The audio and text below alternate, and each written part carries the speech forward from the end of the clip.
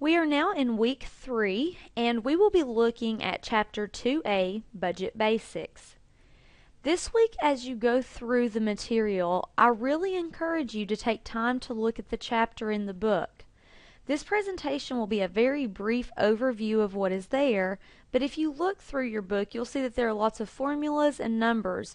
And before you do the assignment for this week, I strongly encourage you to make sure that you understand the material.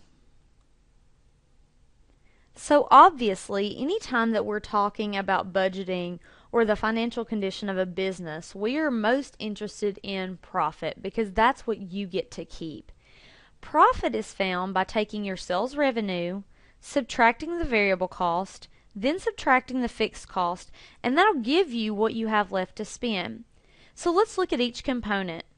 Sales revenue is if you were selling plants in pots, the number of pots that were available for sale minus any that you couldn't sell times the price. In other words, how much cash did you bring in? Variable costs are direct or operating cost. This means costs that are incurred as a direct result of growing the crop.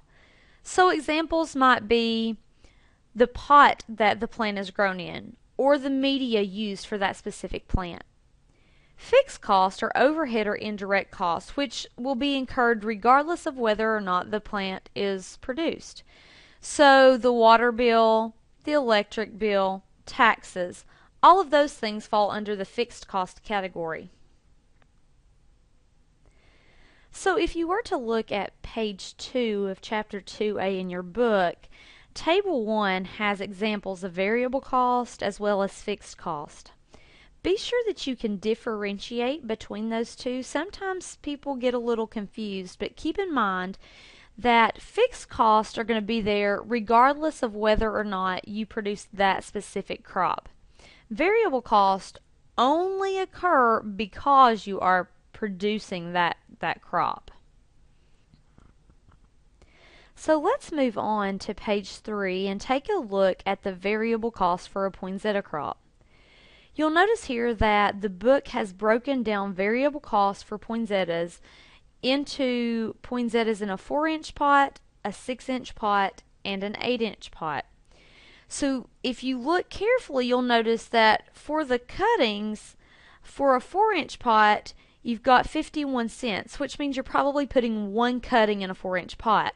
A 6-inch pot has the same cost, so you probably are still putting one cutting. But when you get to the 8-inch pot, you'll notice that the price for cuttings is $1.53, which implies that that 8-inch pot is going to require 3 cuttings. And then you can see listed here the variable cost associated with each size pot. So when we look at the total variable cost, we see that the price of producing an 8-inch pot based on variable cost is significantly larger than a 4-inch pot. And when it comes time for you to determine the selling price, you're going to have to take into consideration how much you need to charge for an 8-inch pot compared to a 4-inch pot and adjust your prices accordingly. Once you have calculated your variable cost, obviously you're going to have to calculate your fixed cost. And to calculate fixed cost, we have to get a general understanding of depreciation. Depreciation is something that you will probably want to talk with your accountant about once you start a business. However, we have a simple definition of annual depreciation here, but there are again multiple ways to calculate depreciation, and it's dependent on what you are trying to depreciate, and you'll definitely want to talk with an accountant to make sure that you are using the best method of depreciation. What you see on the screen now is just a simple method of calculating annual depreciation.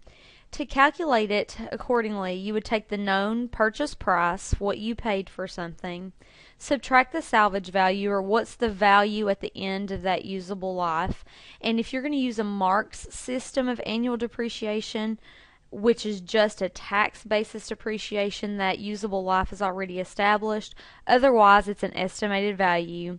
And then you divide that by the useful life, or the years that the equipment or the machinery or the building or whatever the case may be will be in use. So again, take the purchase price, subtract out what it will be worth at the end of that useful life, and then divide it. So, an example. If you bought a piece of machinery for $10,000, you plan on using that for 5 years, and at the end of 5 years, the value of that would be $5,000. Then you would take the $10,000, subtract the salvage value of $5,000, and divide by 5 years, which would give you an annual depreciation of $1,000 per year. So if we return to your book on page 4, Table 3 has a listing of fixed costs for the greenhouse that was growing the poinsettias on page 3.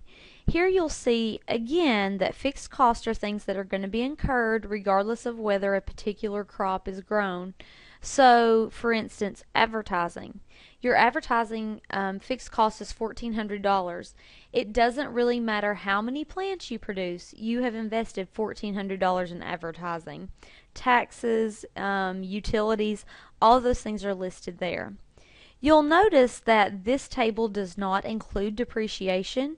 So if you were calculating the depreciation for this particular business, you would probably want to include that in the other column.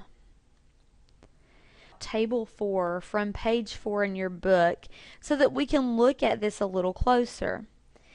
When people calculate fixed cost, since it's not directly associated with each plant, it's kind of difficult to know how you should add the fixed cost in to, say, an 8-inch poinsettia.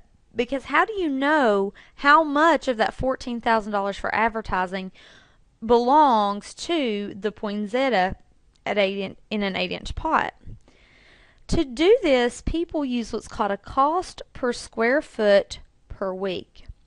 So the first step is to take your total fixed cost, which in this example is $280,424, and divide that by the production space in square feet. When you divide the total fixed cost by the production space, it will give you a cost per square foot per year.